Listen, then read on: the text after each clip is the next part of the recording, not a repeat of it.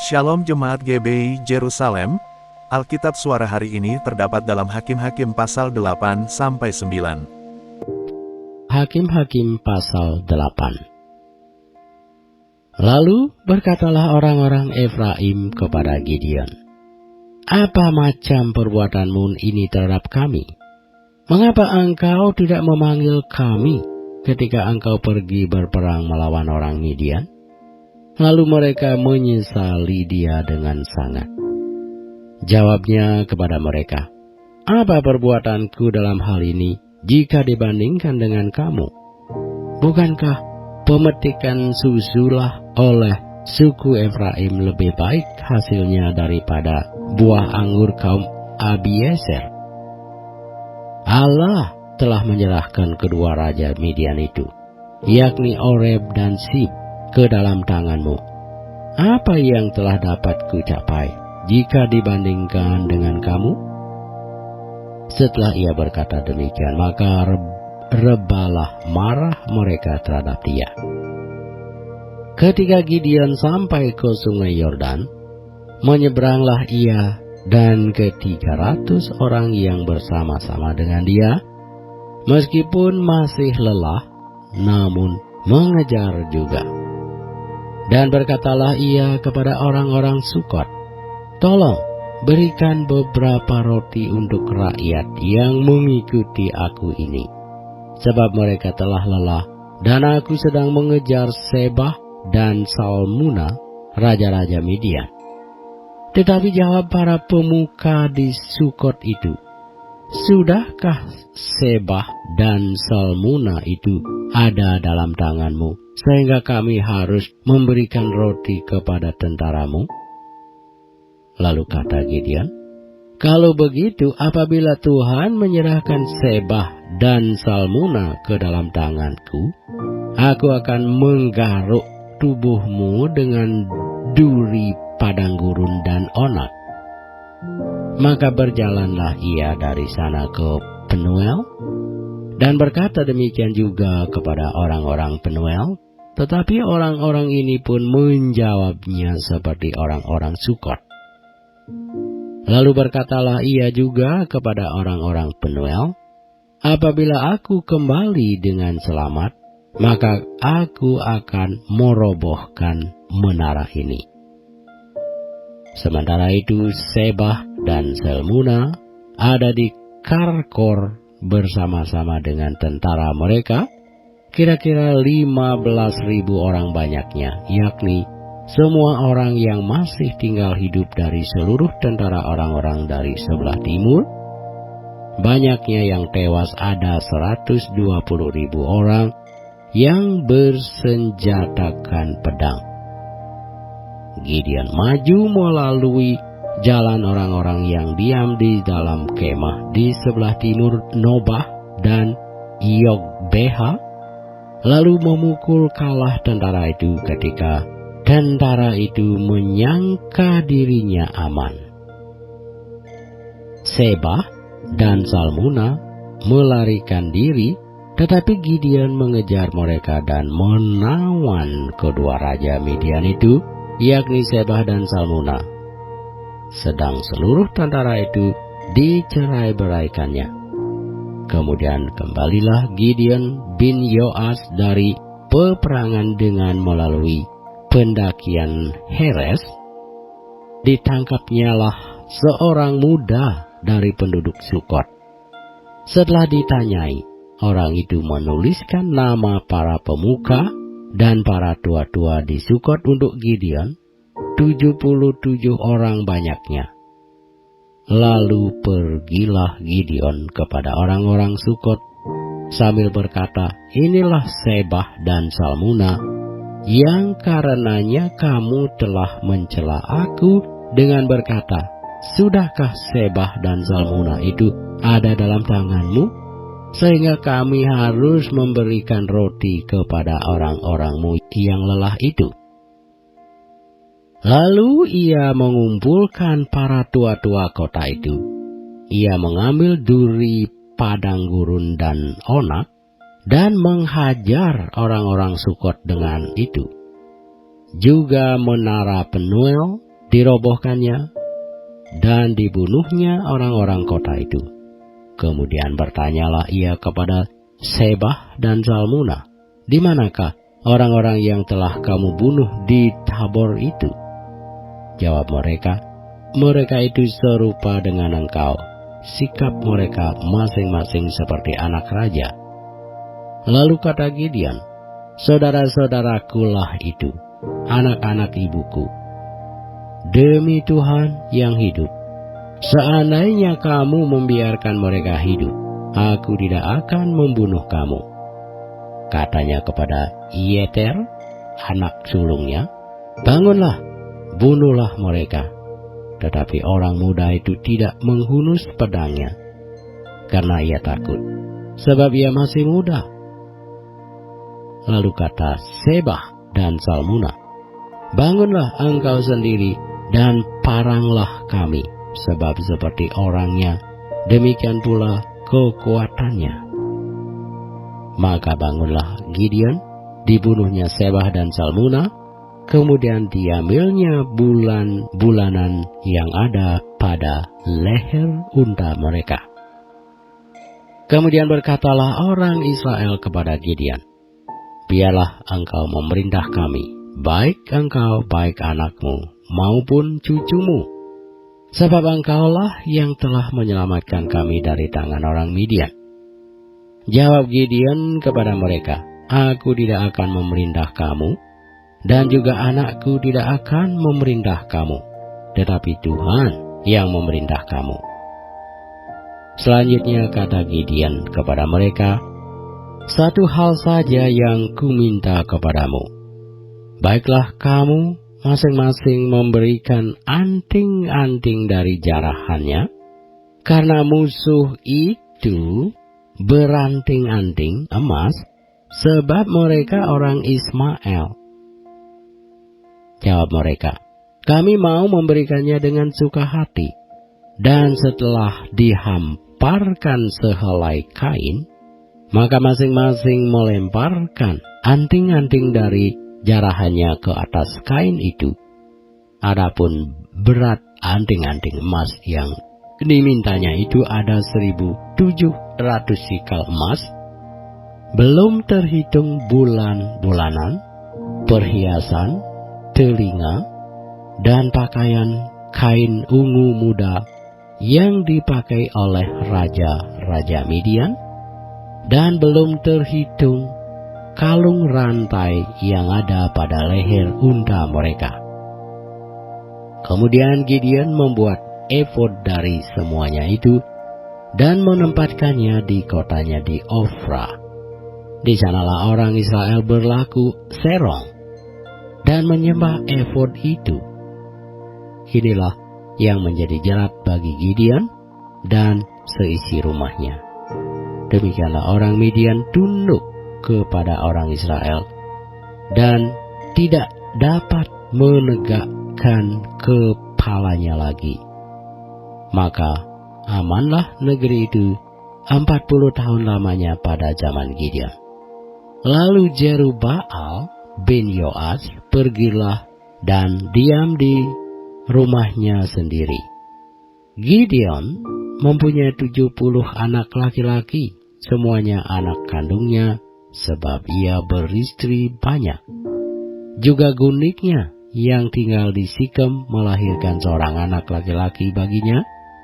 Lalu ia memberikan nama Abimelek kepada anak itu. Gideon bin Yoas mati pada waktu rambutnya telah putih, lalu dikuburkan dalam kubur Yoas ayahnya di Ofra, kota orang Abiezer. Setelah Gideon mati, kembalilah orang Israel berjalan serong dengan mengikuti para Baal dan membuat Baal Berit menjadi Allah mereka. Orang Israel tidak ingat kepada Tuhan, Allah mereka, yang telah melepaskan mereka dari tangan semua musuhnya di sekelilingnya, juga tidak menunjukkan terima kasihnya kepada keturunan Yerubbaal Gideon seimbang dengan segala yang baik yang telah dilakukannya kepada orang Israel.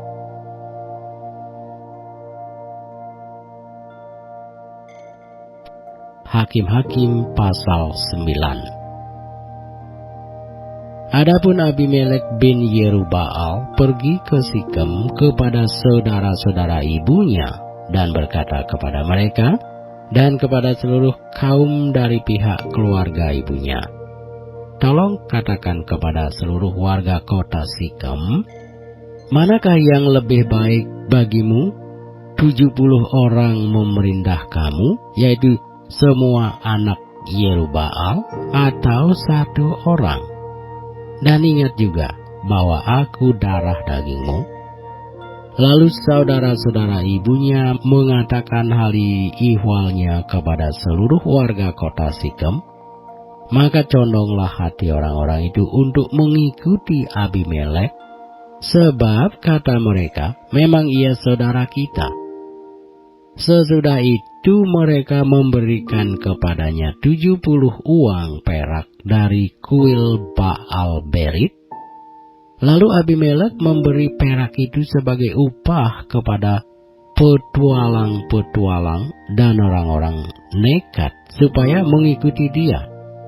Ia pergi ke rumah ayahnya di Ofra, lalu membunuh saudara-saudaranya, anak-anak Yerubbaal, 70 orang di atas 1 batu. Tetapi Yotam, anak bungsu Yerubbaal, tinggal hidup karena ia menyembunyikan diri. Kemudian berkumpullah seluruh warga kota Sikem dan seluruh Bet Milo. Mereka pergi menobatkan Abimelek menjadi raja dekat pohon Tarbantin di tugu peringatan yang di Sikem. Setelah hal itu dikabarkan kepada Yotam, pergilah ia ke gunung Gerisim dan berdiri di atasnya. Lalu berserulah ia dengan suara nyaring kepada mereka, "Dengarkanlah aku, kamu warga kota Sikem, maka Allah akan mendengarkan kamu juga." Sekali peristiwa pohon-pohon pergi mengurapi yang akan menjadi raja atas mereka, kata mereka kepada pohon Zaitun, "Jadilah raja atas kami."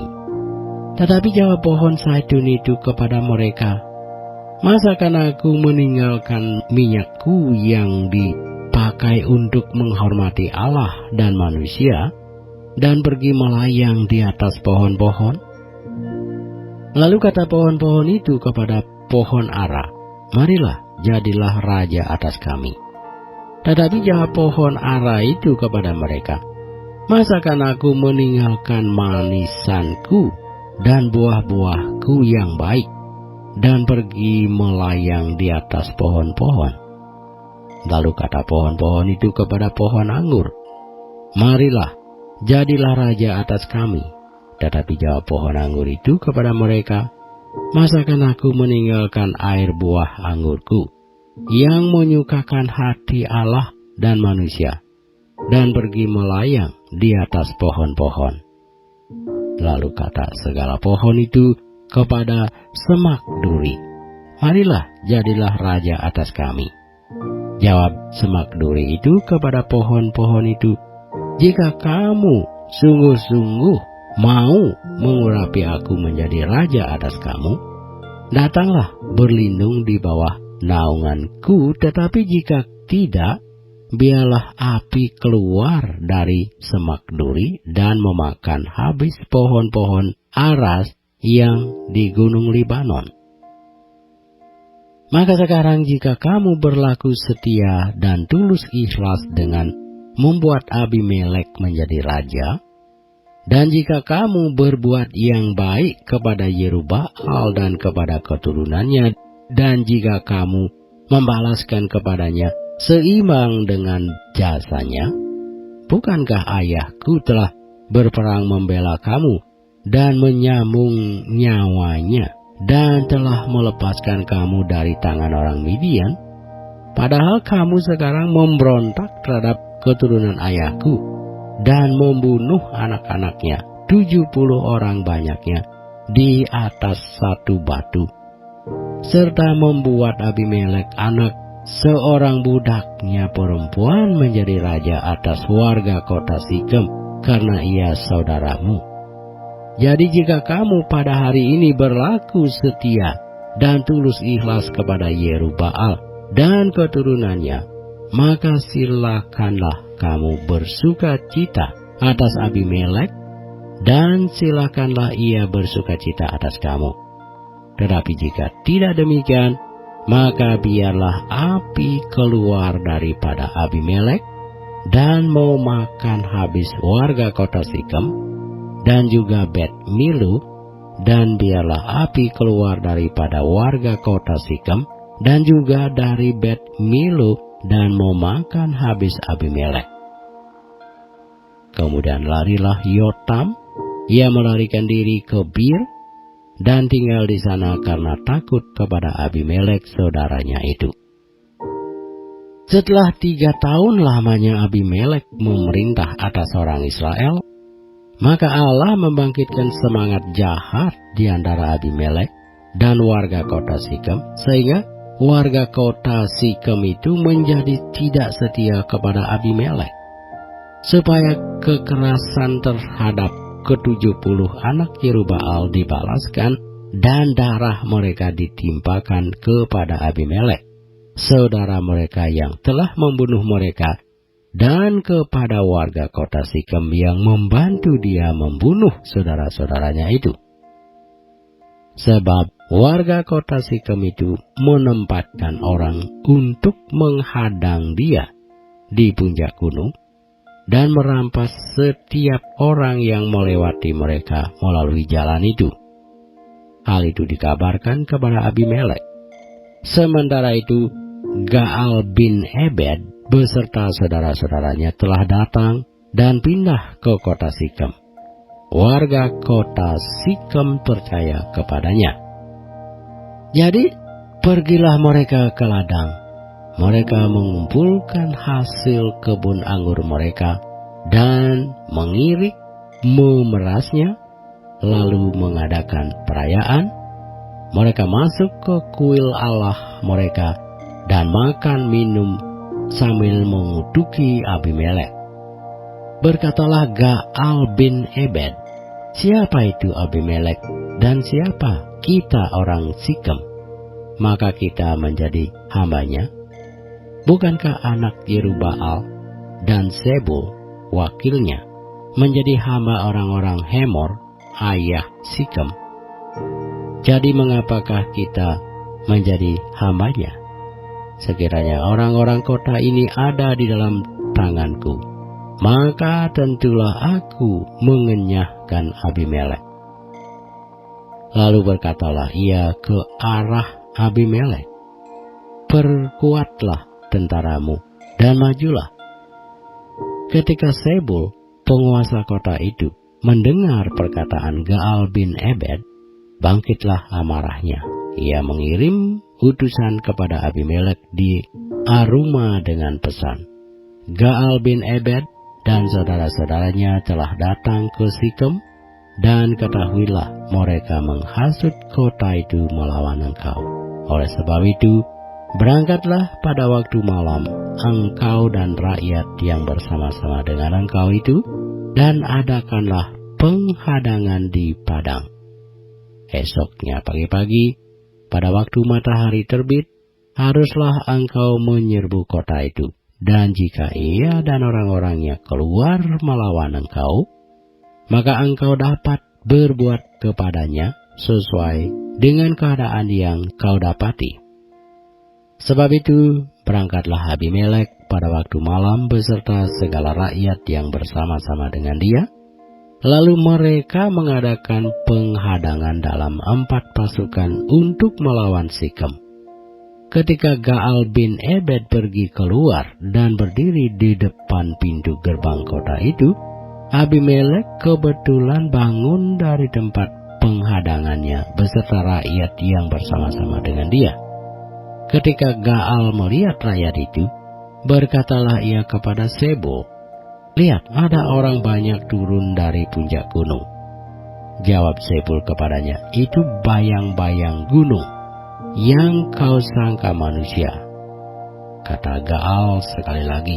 Lihat, ada orang banyak turun dari gunung, pusat tanah, dan satu kelompok datang dari jalan pohon terbantin peramal. Jawab Sabul kepadanya, di manakah mulutmu itu yang mengatakan, siapa itu Abimelek, maka kita menjadi hambanya? Bukankah ini orang-orang yang telah kau hina itu? Majulah sekarang untuk memerangi mereka. Maka majulah Gaal dengan dipandangi oleh warga kota Sikem, lalu berperang melawan Abimelek. Tetapi Abimelek mengejar dia, dan ia melarikan diri dari depannya, dan banyaklah orang tewas sampai di depan pintu gerbang. Adapun Abimelek tinggal di Aruma, tetapi Sebul mengusir Gaal dan saudara-saudaranya sehingga mereka ini tidak dapat tinggal di Sikem. Keesokan harinya orang-orang kota itu pergi ke ladang. Setelah hal ini dikabarkan kepada Abimelek, dibawanyalah rakyatnya, dibaginya dalam 3 pasukan, lalu mereka mengadakan penghadangan di padang. Ketika dilihatnya bahwa orang-orang kota itu keluar dari dalam kota, bangunlah ia menyerang mereka dan menewaskan mereka. Abimelek dan pasukan yang bersama-sama dengan dia menyerbu dan menduduki pintu gerbang kota, sedang kedua pasukan lain itu menyerbu dan menewaskan semua orang yang ada di padang. Sehari-harian itu Abimelek berperang melawan kota itu. Ia merebut kota itu dan membunuh orang-orang yang di dalamnya. Kemudian dirobohkannya kota itu dan ditaburinya dengan garam. Mendengar itu, masuklah seluruh warga kota menara Sikem ke dalam liang di bawah kuil Elberit. Dikabarkanlah kepada Abimelek bahwa seluruh warga kota menara Sikem telah berhimpun di sana. Lalu Abimelek dan seluruh rakyat yang bersama-sama dengan dia naik ke gunung Salmon. Abimelek mengambil kapak, lalu memotong dahan-dahan kayu, mengangkatnya dan meletakkannya ke atas bahunya sambil berkata kepada rakyatnya yang bersama-sama dengan dia, turutilah dengan segera perbuatanku yang kamu lihat ini. Kemudian rakyat itu juga masing-masing memotong dahan-dahan, lalu mengikuti Abimelek, meletakkan dahan-dahan itu di atas liang dan membakar liang itu di atas kepala orang-orang itu. Demikianlah semua penduduk kota menara Sikem juga mati. Kira-kira 1.000 orang laki-laki dan perempuan. Selanjutnya Abimelek pergi ke Tebes. Ia mengepung Tebes lalu merebutnya. Tetapi ada sebuah menara yang kuat di tengah-tengah kota, dan semua laki-laki dan perempuan seluruh warga kota itu melarikan diri ke situ. Mereka menutup pintu di belakangnya dan naik ke atas sotoh menara itu. Lalu sampailah Abimelek ke menara itu, menyerangnya dan dapat menerobos sampai ke pintu menara itu untuk membakarnya. Tetapi seorang perempuan menimpakan sebuah batu kilangan kepada kepala Abimelek dan memecahkan batu kepalanya. Dengan segera dipanggilnya bujang pembawa senjatanya dan berkata kepadanya, hunuslah pedangmu dan bunuhlah aku, supaya jangan orang berkata tentang aku, seorang perempuan membunuh dia. Lalu bujangnya itu menikam dia sehingga mati. Setelah dilihat oleh orang Israel bahwa Abimelek telah mati, pergilah mereka masing-masing ke tempat kediamannya. Demikianlah Allah membalaskan kejahatan yang dilakukan oleh Abimelek kepada ayahnya, yaitu pembunuhan atas 70 saudaranya juga segala kejahatan orang-orang Sikem ditimpakan kembali oleh Allah kepada kepala mereka sendiri. Demikianlah kutuk Yotam bin Yerubbaal mengenai mereka.